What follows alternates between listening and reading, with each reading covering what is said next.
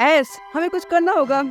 अब एस के पास पिकाचू और चार्जर है, लेकिन चार्जर जो है वो स्ट्रॉन्ग एनर्जी की वजह से आउट ऑफ कंट्रोल हो गया है। जियो और एंजल के पास भी एक एक पोकेमोन है। जियो के पास है एमरियन और एंजल के पास है सिंडिक्विल। क्लेमोट बोलता है हमें अलग अलग होकर टीम रॉकेट को ढूंढना होगा। जियो बोलता है क्या फिर से अलग होना है? तुम्हें सबको अलग करने में क्या मजा आती है? एंजल बोलती है चुप रहो बेवकूफ। जियो बोलता है बेवकूफ किसे बोला तुमने? एंजल को और गुस्सा आ जाता है और वो बोलती है बिल्कुल चुप। अगर अब कुछ बोला ना तो चार्जर ने जैसे ट्रैक को फेंका था वैसे ही मैं तुम्हें फेंक दूंगी। जब देखो बकवास करते रहते हो। जियो की बोलती बंद हो जाती है।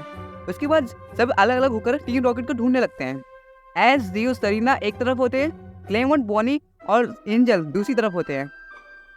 क्लेमोट, बॉनी और एंजल टीम रॉकेट को ढूंढ ही रहे होते हैं, तभी वहाँ पर टीम जे के कुछ मेंबर्स आ जाते हैं जो कि एंजल से उसका रोटो फोन मांगने लगते हैं।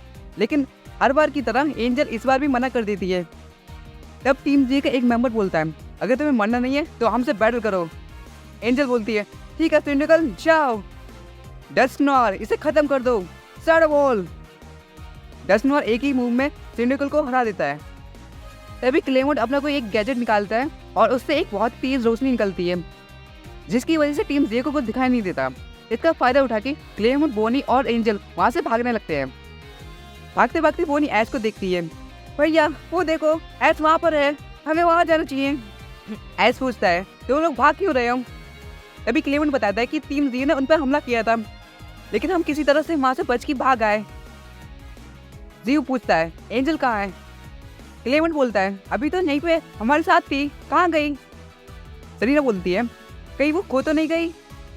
हमें उसे जल्दी ढूंढना होगा इससे पहले कि टीम जी उसे ढूंढे। मुझे बेवकूफ बोल रही थी, अब देखो खुद खो गई। तभी एंजल, टीम रॉकेट और टीम जी को ढूंढने लगती हैं। किसी ने सही कहा है जब मुसीबत आती है तो वो आती ही जाती है, फुल फैमिली पैकेज की तरह। सभी एंजल को ढूंढ रहे होते हैं।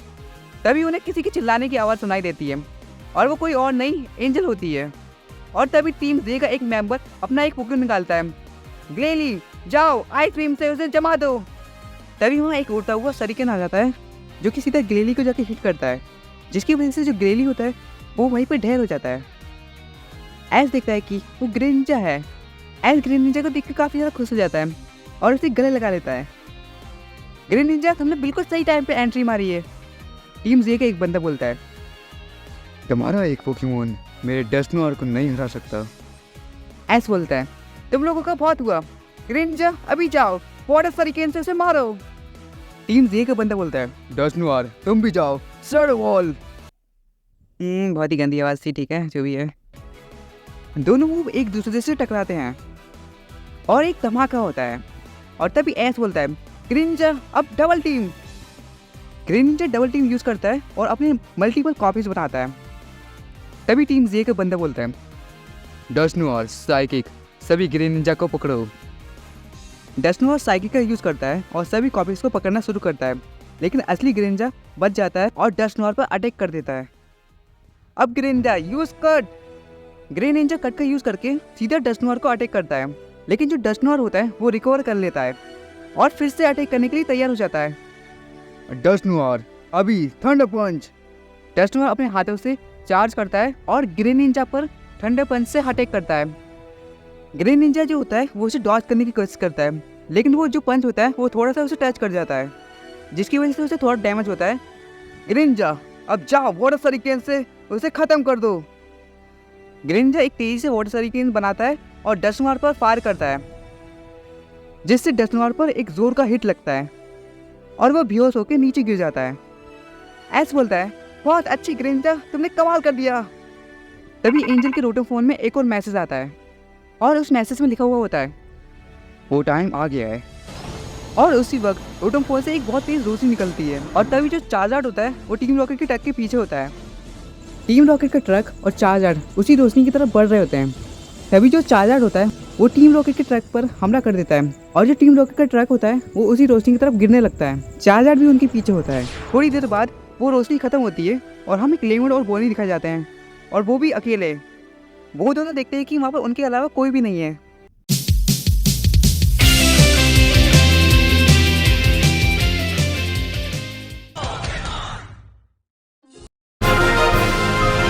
Time travel. हे तुम, हेलो, उठ जाओ। एक आवाज़ दूर से किसी को बुला रही होती है। तभी हमें ऐश और उसके फ्रेंड्स ज़मीन पर बेहोश पड़े हुए दिखाई देते हैं। लेकिन कुछ देर बाद उस आवाज़ के बुलाने पर सभी लोग अपनी आंखें खोलते हैं। ऐश बोलता है, हाँ ये क्या हुआ?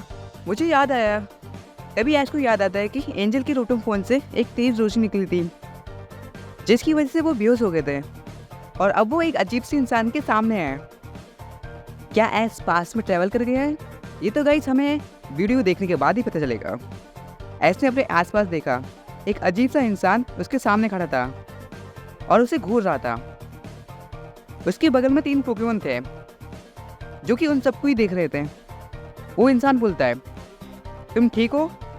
तुम्हें पता है तुम आसमान से गिरे थे? तुम कहाँ से आए हो? तुम्हारा नाम क्या है? और ये सब कैसे हुआ? उस इंसान ने ऐश को सवालों से घेर दिया। ऐश बोलता है, मैं हूँ ऐश और ये है मेरा पार्टनर पिकाचू और ये सब मेरे दोस्त हैं। तभी वो इंसान अपने बारे में बताता है, मेरा नाम लेवेंटन है और मैं यहाँ का प्रोफेसर हूँ। तुम सब यहाँ कैसे आए? बाकी सब भी खुद को इंट्रोड्यूस करते हैं। मेरा नाम सरीना है और मैं हूँ जियो, सबसे हैंडसम लड़का। हैंडसम? तुम हैंडसम नहीं, तुम बकवास हो और बेवकूफ़ भी। बाय द वे मेरा नाम है एंजल और मैं स्मार्ट और ब्यूटीफुल हूँ। देखो देखो अब कौन मेरी कॉपी कर रहा है। एंजल एक बार फिर से बोलती है, मुझे तुम्हारे मुँह नहीं लगना। ये जगह देखो, ये कितनी अमेजिंग है। वाओ, मुझे पता नहीं था कि हम टाइम ट्रैवल भी कर सकते हैं। तभी जो प्रोफेसर लेवेंडर के जो कुकिंग होते हैं वो वहाँ से भागने लगते हैं। प्रोफेसर जो होते हैं वो काफ़ी ज़्यादा चिंता में आ जाते हैं और वो ऐश और उसके फ्रेंड्स से मदद मांगते हैं। ऐश और उसके फ्रेंड्स भी मदद करने के लिए तैयार हो जाते हैं और इस तरह ऐश और उसके फ्रेंड्स ने प्रोफेसर की मदद की उन तीनों पोकेमोन को पकड़ने में।